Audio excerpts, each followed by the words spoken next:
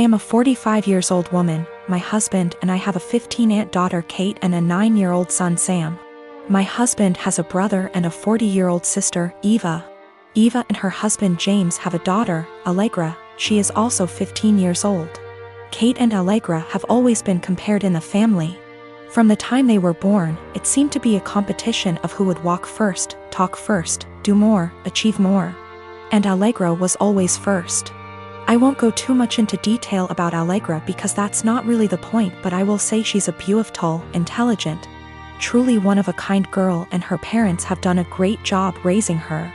My in-laws fell in love with her and think she hung the moon. This bothered me and made me sad for Kate, but I let it go for the most part. There's no doubt in my mind that they love all the kids equally, but out of the two girls you can tell who they admire more. Every summer, the whole family visits a holiday home that Eva shares with my in-laws. Over the summer, Kate met a boy, Luke, who was also holidaying in the area. They started dating. This was Kate's first experience with boys. Allegra had friends who were nearby, so for our first few weeks we didn't see her much. About 3/4 of the way through the holiday, Kate invited the boy she'd been seeing to dinner. Allegra was told to come, and afterwards she would be going to a party. At the dinner, it was clear that Luke was very attracted to Allegra. After dinner, Luke decided he would go to the party Allegra was going to as he had also been invited. They both asked Kate to go, but she wasn't allowed and was very upset. My husband and I felt it was not a safe or appropriate environment at her age. Eva informed us, because she knows we do not allow Kate into these environments, that it was an adult party, where there would be drinking and possibly other things going on. Allegra has grown up in a place where these kind of things are much more normal. And Eva and her husband made the choice to let Allegra live those experiences.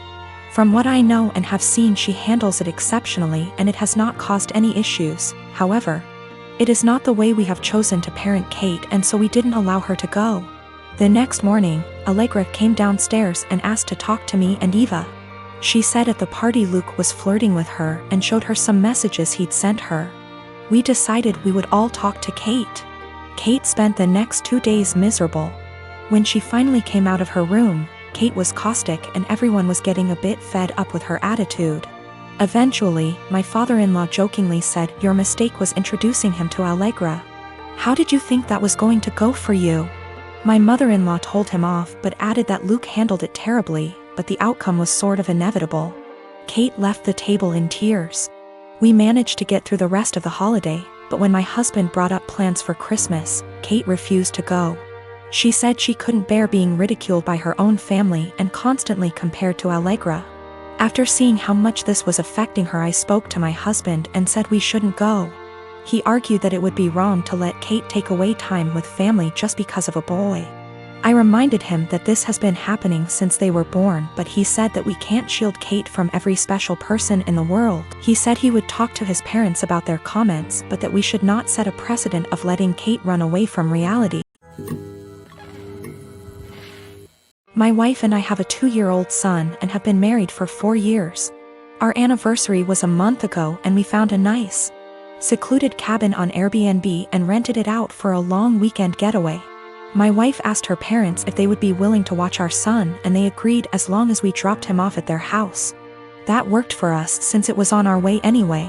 I was raised Lutheran and my wife was raised Catholic, but neither of us currently go to church and have not had our son baptized.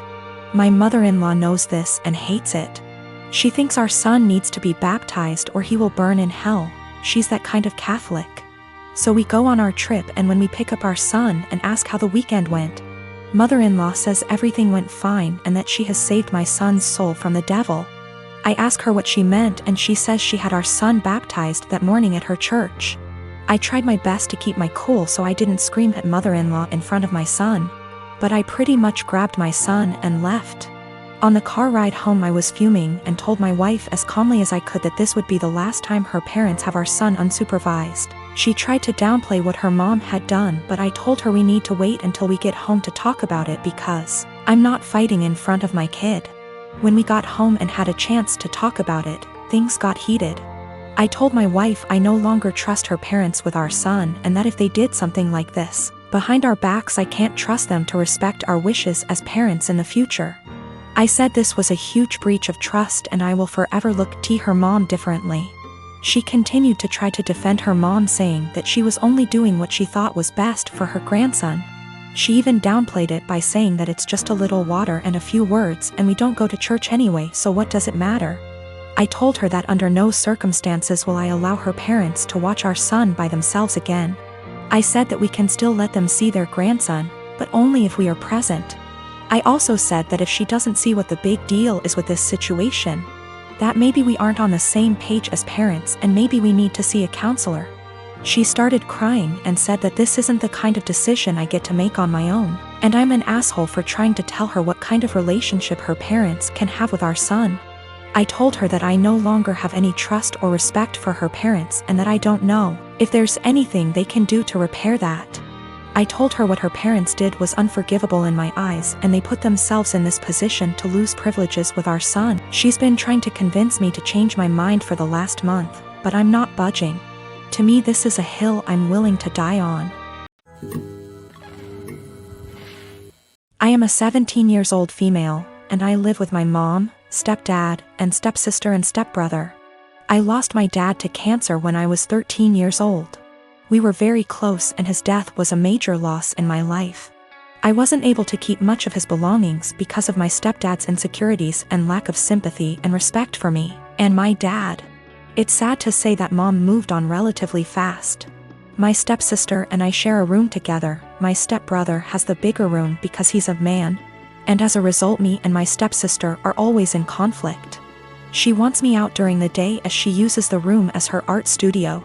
She recently accused me of stealing her tools and convinced her dad to get a lock, so now I'm being forcefully locked out and can't get in till after a huge argument and getting mom involved. My stepsister had an argument with her brother and ruined his gaming console when he was out. He came into the room quietly in the evening, stood by the door and asked me to bring him my stepsister's acrylic paint set. I asked if he got permission. He said yes, so I gave it to him and went back to study. At dinner, my stepsister came downstairs yelling that her brother had access to her room and ruined her paint set. There was a lot of yelling and arguing. Stepdad asked how my stepbrother walked into the room when it was supposed to be locked.